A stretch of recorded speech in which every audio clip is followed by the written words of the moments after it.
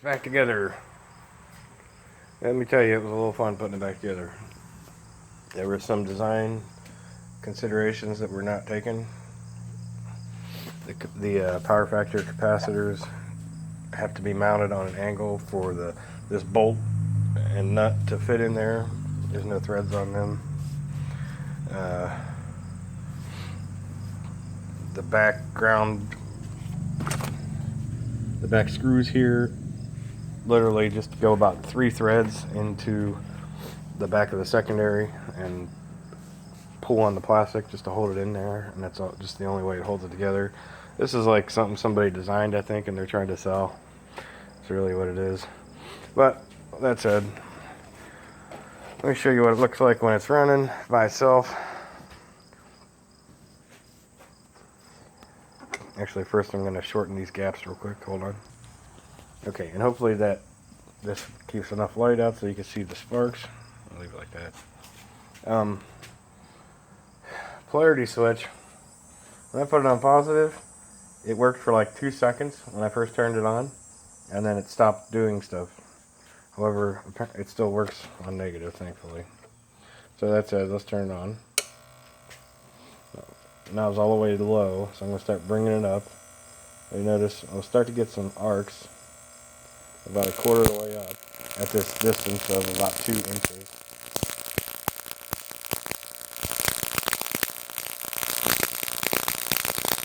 So it's about 1/4 of the way up now. My scope is turned on, and it's just running up to a piece of wire I got hanging there. So just picking up some radiation.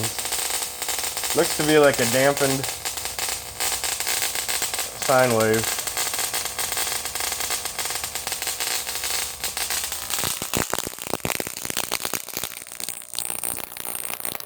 The more I turn the voltage up, after a certain point, the frequency slows down. As you see, now I'm about halfway up. So it's taking longer to charge, where the transistor in there that's driving it is slowing things down. The pulse gets a little stronger, but the dampening is a lot sharper. It falls off a lot faster. Let's see, I'm over halfway up, and it completely stops at this distance.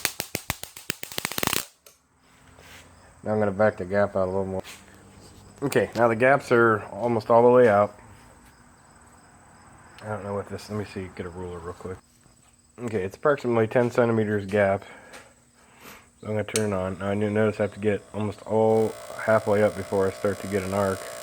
But the arcs are way much stronger, so you can definitely tell the voltage is a lot higher now. Almost there. I start to get some good arcs.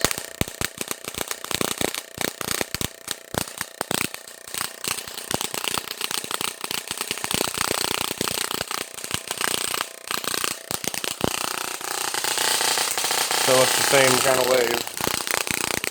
I said not to run it very long with the gap this far out. And I have noticed that I've seen a little arc jump inside there. So probably the secondary housing. So I don't want to blow this thing up.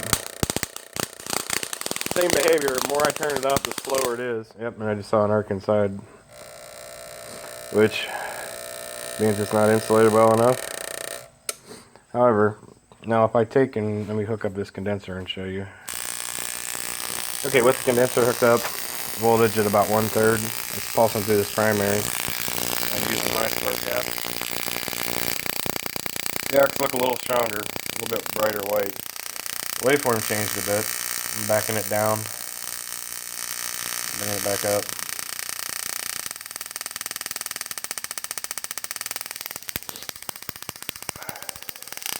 As far as induction into the secondary, we don't have very light. I can just see a CFL bulb lighting barely. So it was supposed to be 1 to 2 milliamp output. So I took the condenser back off.